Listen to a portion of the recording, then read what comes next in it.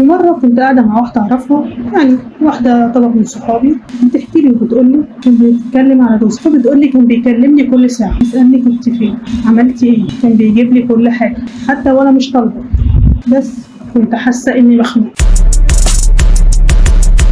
كان بيقول أنا بحميكي أنت غالية عليا أوي، لكن الحقيقة كان بيشوفها أقل منه. كل قرار تاخده كان يعترض، ده مش ليكي، أنت مش قد كده. فبتقولي في يوم قلت له أنا بحبك بس مش عايزاك تبقى بابا، أنا مش طفل. وسابته لأنها حست إن هو دايما مش واثق في قراراته، وإن هو كل اللي بيعمله ليها بيعمله عشان خاطر هو شايفها أقل منه، مش حب فيها. وده كان بيبان من تصرفاته معاها وأفعاله.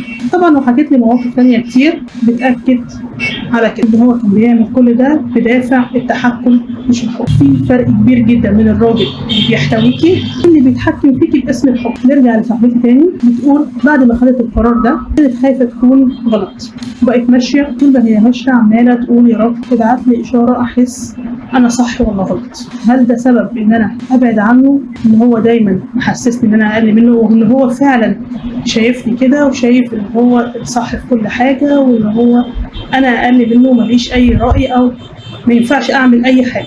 فبتقول وهي ماشية في الطريق وكل ده كان بيدور في دماغها، كان في حد مشغل قرآن محل من المحلات، وابنها سمعت آية معينة كأنها رد عليها أو على اللي بيدور في دماغها. بسم الله الرحمن الرحيم وخلقكم من نفس واحدة. بدأت تعيد التفكير في الآية وتحاول تفهم معناها إيه.